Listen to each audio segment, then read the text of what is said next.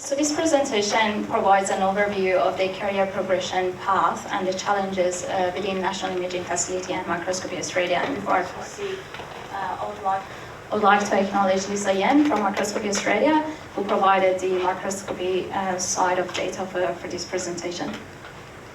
So National Imaging Facility and Microscopy Australia are two of the 24 national research infrastructure capabilities that are funded under National Collaborative Research Infrastructure Strategy, in short, NCRIS.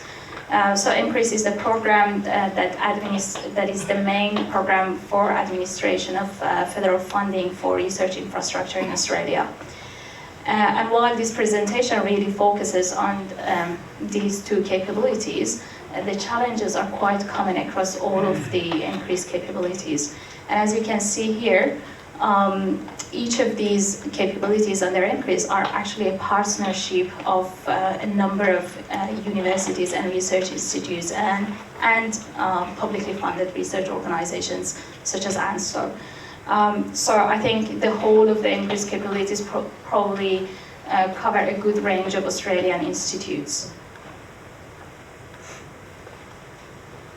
So the core facility staff, and as we call them fellows, are really largely the senior staff or scientists that have highly specialized expertise in an infrastructure platform. They are clearly associated with an infrastructure platform. And their main role and responsibility is to support and improve users' research. They're not there to do their own research. They're there to provide scientific consultation on best technology, experiment design. They run the experiments. They help the users with data interpretation and data management. So really, they provide a one-stop shop for the users to improve their research. And that's mainly their responsibility within their local institutions. But they also have a national role, and that is to engage and collaborate with the other fellows across the country to ensure that any user, either inside or outside of Australia, receives the best service, irrespective of their location. So basically, the main aim of having a national network of fellows is to strengthen and improve user experience. So within National Imaging Facility and Microscopy Australia, these staff are recruited and appointed on either as an academic or as a professional staff. Within National Imaging Facility, the breakdown is 90% to 10%. 90% are academics, 10% professional. This is closer to half-half for Microscopy Australia. But the point is that, as you can see from the table here, the expectations from these fellows does not quite match either of the academics or the professional staff. And that means that most of the times, the fellows are evaluated against performance measures that do not quite match their position description, which means that it leads to them not being able to be promoted to the next level, creating a sense of underappreciation and underachievement. So what we really need, the current status is we really have just two streams of academic staff and professional staff, but what we really need is probably a mixture of both for the infrastructure fellows. And this might have not been very important initially in 2007, 2008, when the NCRIS and the 24 capabilities were established, because the number of fellows were quite small. But after more than 10 years, this number keeps growing, and with the long-term commitment of the Commonwealth government into funding NCRIS and the facility staff, this becomes really crucial now. So the current status within Australia, the good news is that this conversation has been initiated in most of the universities during the past couple of years. And I should really highlight that both National Imaging Facility and Microscopy Australia are unincorporated joint ventures, which means that we really rely on our partnering institutions to recruit and appoint our staff. So we're limited with the streams that they have available for these staff.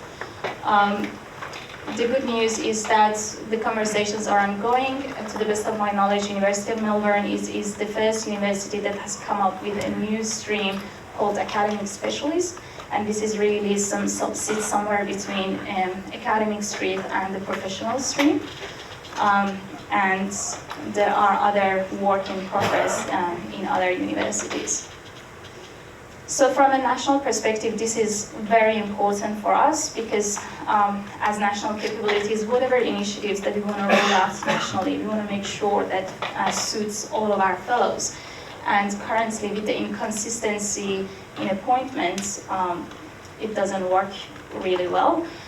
So with the change in culture and the introduction of new streams that are specifically defined and designed for the core facility staff and recognizes their roles and recognizes them in their own rights, this national conversation and national initiatives makes much more sense. And the other thing is that this is a very small but a small step, but in the right direction. Currently, both National Imaging Facility and Microscopy Australia have allocated funds for professional development grants, and these are open 2 rounds per year, and it's really to support further study for the fellows. It can be used towards skills development courses. It can be used for national or international exchanges, similar to the Global BioImaging Shadowing Program, and in fact, it can be used towards that program. For participation in conferences and workshops, and to develop the partnership with the industry. So I guess I'll just stop here and say that from Australian perspective, the future for facility staff is starting to look quite positive. We're heading the right direction.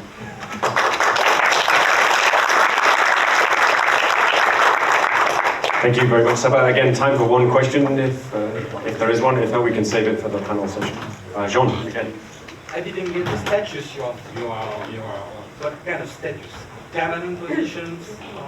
What kind of sustainability are you focusing on? So most of them are fixed term positions, and the term really depends on the funding agreement that we have from Commonwealth.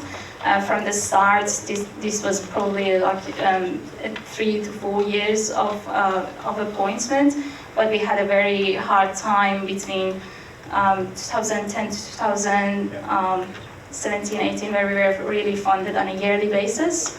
And then in 2018, we got a funding for 5 years, which provides a better stability for us. Okay, please join me in thanking Saba.